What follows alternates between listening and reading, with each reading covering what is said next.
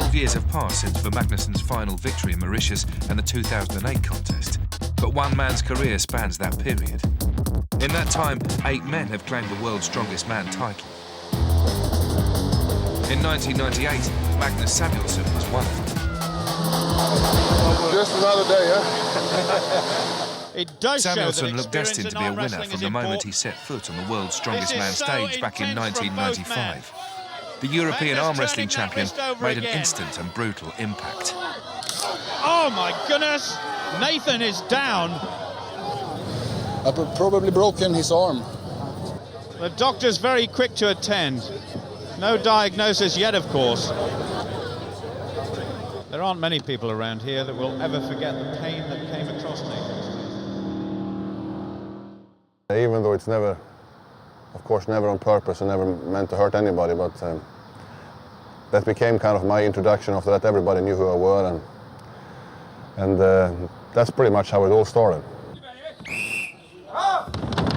Quite a start indeed, but 3 years after that awful introduction, Samuelsson looked favourite to take the title in 1998 as the competition travelled to Morocco.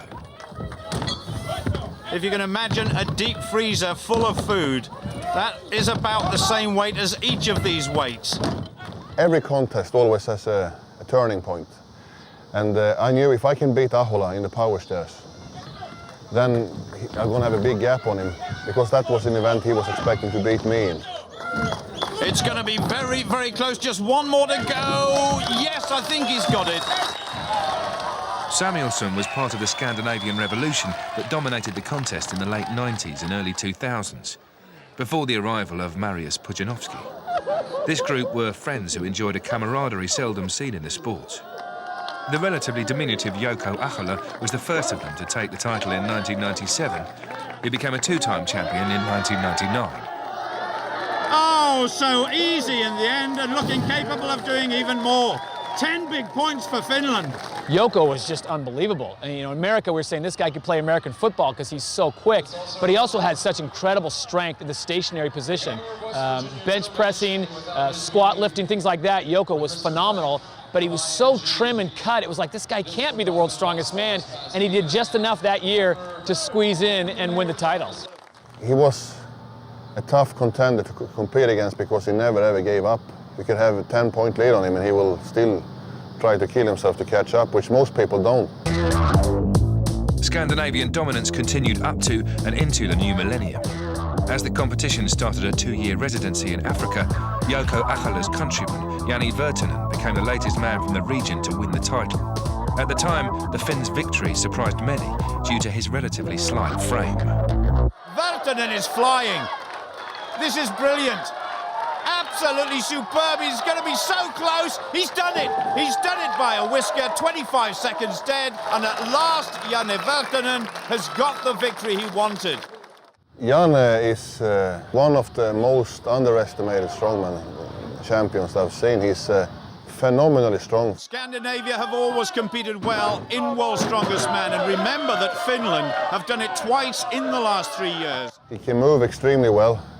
And that combination is really hard to beat in a strongman contest. And he's done it! Janney Virtanen is the world's strongest man.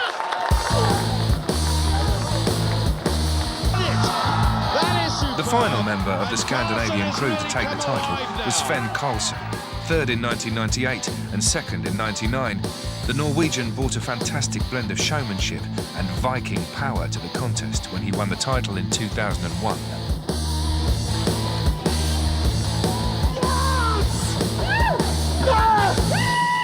It was a great time, and I think the thing that made us be so good were that instead of being enemies with each other, we spent a lot of time together and we talked training and we pushed each other forward, so I think we developed each other. Ahola and Sven and Janney, we had so many really tough fights, but then again I've been together with these guys for 10 years and we're still good friends. 2001 was to be the end of the good times for the Scandinavians. A new power was rising in the east.